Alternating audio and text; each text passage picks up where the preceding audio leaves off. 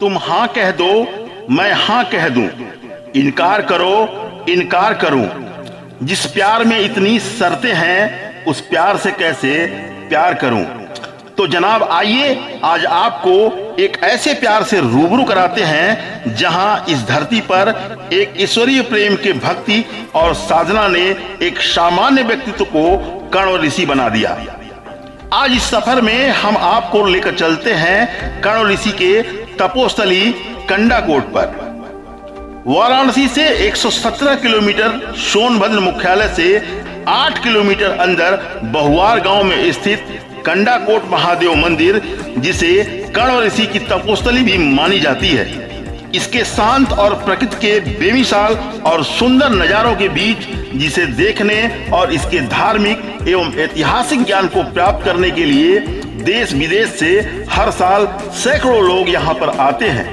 यदि आप छात्र हैं तो ये वीडियो आपको प्राकृतिक सुंदरता के साथ धार्मिक ऐतिहासिक तथ्यों से जहां रूबरू कराएगा, वहीं सैकड़ों फुट ऊंचे उस कुंड से भी मिलाएगा जहां वैज्ञानिक तर्क भी इस बात पर घुटने टेक देते हैं कि सैकड़ों फुट ऊंचे इस कुंड में जल कहां से आता है, और सर्दियों में भी और गर्मियों में भी सदियों से इस कुंड का पानी हमेशा कैसे भरा रहता है। हजारों साल पूर्व के भित्त चित्र जहां आपको अचंभित करेंगे, वहीं आपके ऐतिहासिक और धार्मिक ज्ञान की वृद्धि भी करेंगे।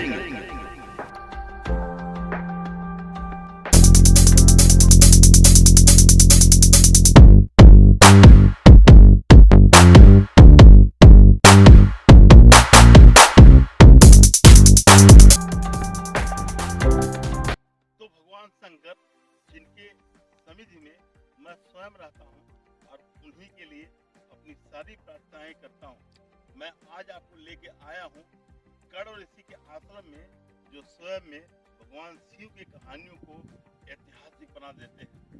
उन्हीं की एक तपोस्थली है और इस तपोस्थली के बारे में हम आपको सारी चीजें बताएंगे। प्रश्न यह होता है कि हम या तो आपसे संवाद करें या हम चीजों को दिखाते हुए आपसे अपनी बात कहते रहें। मेरे मन में ये प्रश्न उठता है तो हम यही सोचते हैं कि हम आपको चीजों को दिखाते रहें और आपसे संवाद करके चीजों को समझाते भी रहें। इस क्रम में आप बने रहिएगा और इस कर्ण ऋषि में कंडाकोट के नाम से विख्यात इस चीज को हम आपको बेहतरीन तरीके से दिखाएंगे और पूरी वीडियो को आप बड़े प्यार से देखिएगा, जिससे आपको जानकारी भी होगी और कहीं न कहीं आपके धार्मिक मन को एक अच्छा प्रहार भी मिलेगा, जो आत्म चेतना के लिए आपके बल को एक संयम प्रदान करे।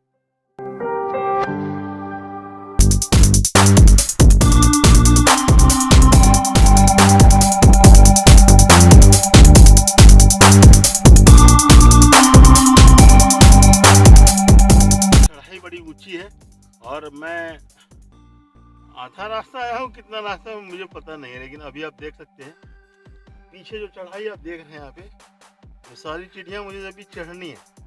तो इसके बाद चढ़ेंगे, सांसें थोड़ी फूल रही हैं और फिर भी मुझे बहुत अच्छा लग रहा है। तो चलिए फिर आगे चलते हैं, इसमें कोई समस्या नहीं।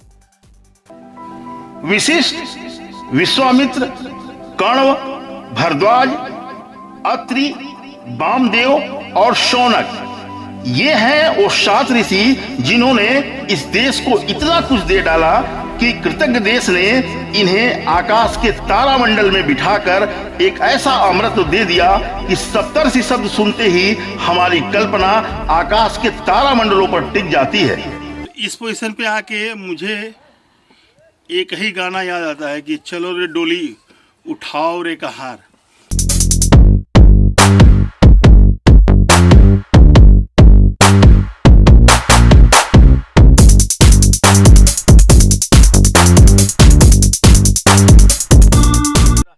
भैया और गाना एक बढ़िया सुनो, वैसे ब्लॉगिंग में तो करता नहीं हूँ, लेकिन एक गाना बना रहा हूँ, हाल कैसा है जनाब का, क्या ख्याल है आप। कई मुश्किलें पार करके, मुश्किलें तो नहीं थी, रोड बड़े अच्छे बने हुए और यहाँ आकर के मैं अपने मंजिल के पास आ गया।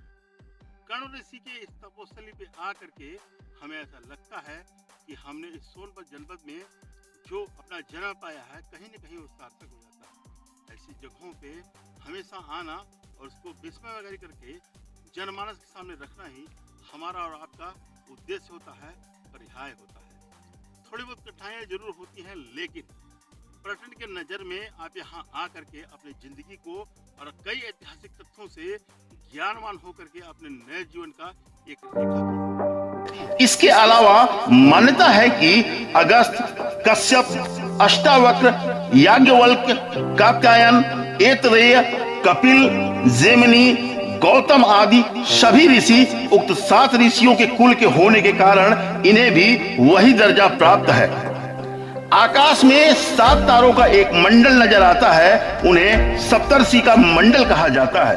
उक्त मंडल के तारों के नाम भारत के महान संतों के नाम पर ही रखे गए हैं। वेदों में उक्त मंडल की स्थिति, गति, दूरी और विस्तार की विस्तृत चलता हमें मिलती है। प्रत्येक मनवंतर में अलग अलग सप्तऋषि हुए हैं। वादियां हैं सोनभद्र की और जगह है कंडाकोट यानी कर्ण ऋषि का आश्रम, और आज मैं यहीं पे हूँ। तमाम वो चीजें हम आप यहाँ पे दिखाएंगे जो अपने ही जनपद में रह करके आपने कभी भी अपने पैरों के रुख इधर नहीं मोड़े। आह्वान करता हूँ कि कभी भी यहाँ पे जरूर आइए। कुछ दृश्य हैं जो आपके पलक पे, आपके मॉनिटर पे हम इंटरनेट के माध्यम से दिखाना चाहते हैं, जिसको देख करके आपको खुद में लगे कि हमारा सोनभद्र सबसे वैभवशाली जनपद है।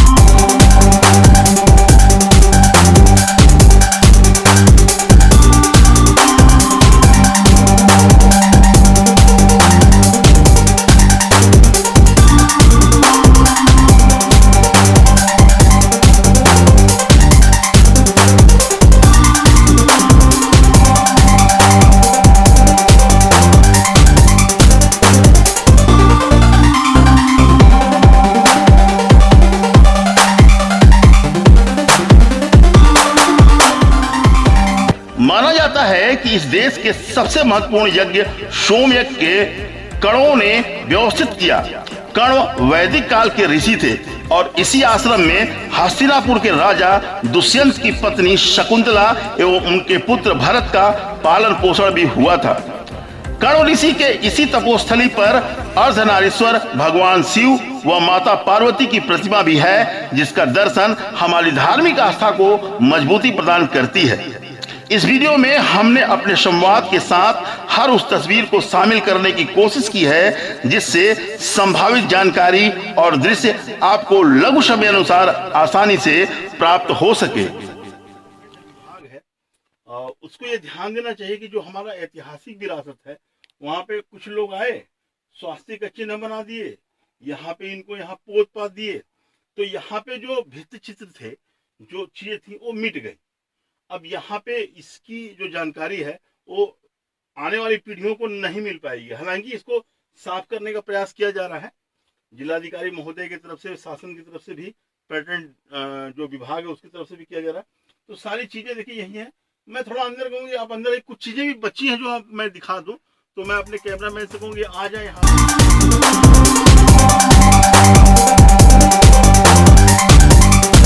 इन फिजाओं में तेरे होने के एहसास को पहचान लेते हैं। इन फिजाओं में तेरे होने के एहसास को पहचान लेते हैं। गजब की फितरत है तेरी ऊपर वाले, गजब की फितरत है तेरी ऊपर वाले। अपने दर पे बुलाने का तरीका भी बड़ा निराला है। प्रकृति प्रेम, आस्था, इतिहास, विज्ञान, हर पहलू को हमने छूने की कोशिश की है।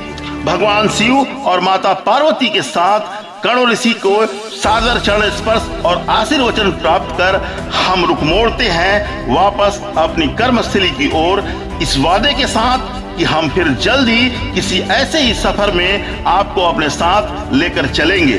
YouTube की दुनिया बहुत बड़ी है। मेरे हर सफर में आप मेरे साथ रहने के लिए चैनल को सब्सक्राइब जरूर करें, ताकि YouTube के इस विशाल दुनिया में हमारा और आपका साथ हमेशा बना रहे। एडवोकेट अशोक कुमार सिंह नाम है हमारा और आप देख रहे थे एवरीथिंग पॉसिबल। बहुत बहुत आभार मित्रों।